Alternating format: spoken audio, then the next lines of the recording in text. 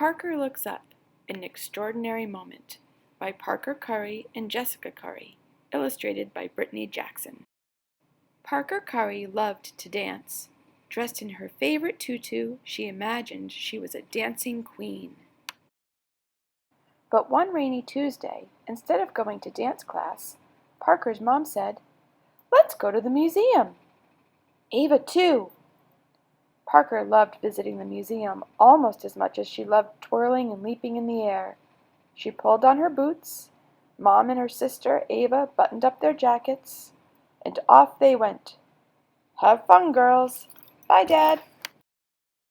Splashing and smiling and... Surprise! Yay, it's Gia! Gia, Parker's best friend, greeted them from the top of the museum steps.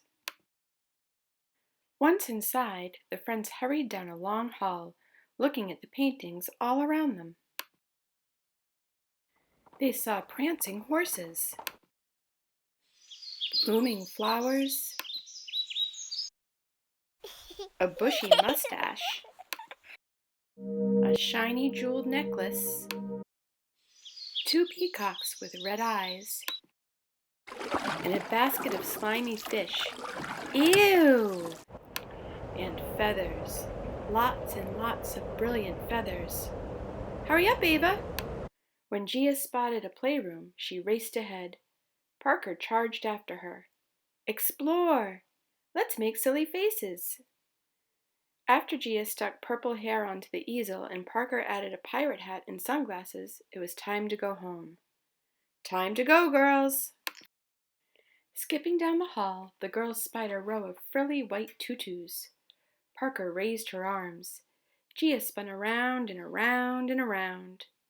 "Wait for me," Parker called, dancing after her friend until... She froze in her tracks, spellbound. Parker Curry looked up.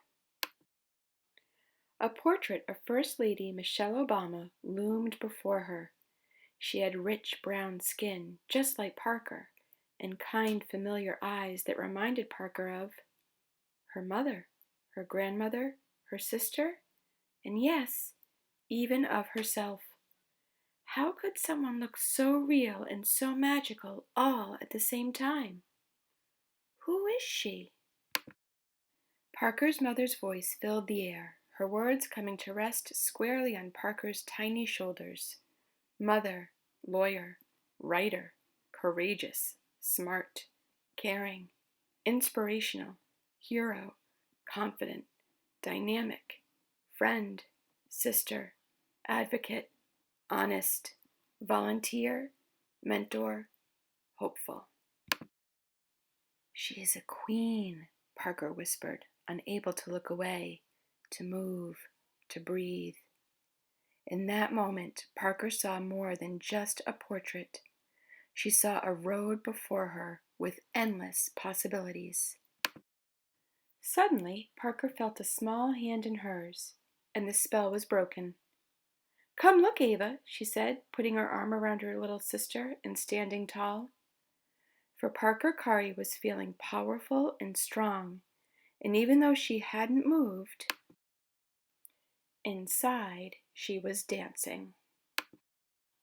A note from Amy Sherald. Seeing Parker Curry gaze up at former First Lady Michelle Obama in the National Portrait Gallery took me back to my first visit to a museum in Columbus, Georgia, my hometown. It was there, for the very first time, that I saw a person in a painting by Bo Bartlett that looked like me. Up until that point, I had only seen paintings in encyclopedias. I knew I wanted to be an artist, but that painting made me realize I could actually become one. Culture determines who counts in society and reflects the society itself.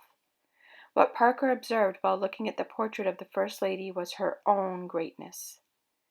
Without representation of all, there will be stories that are missing.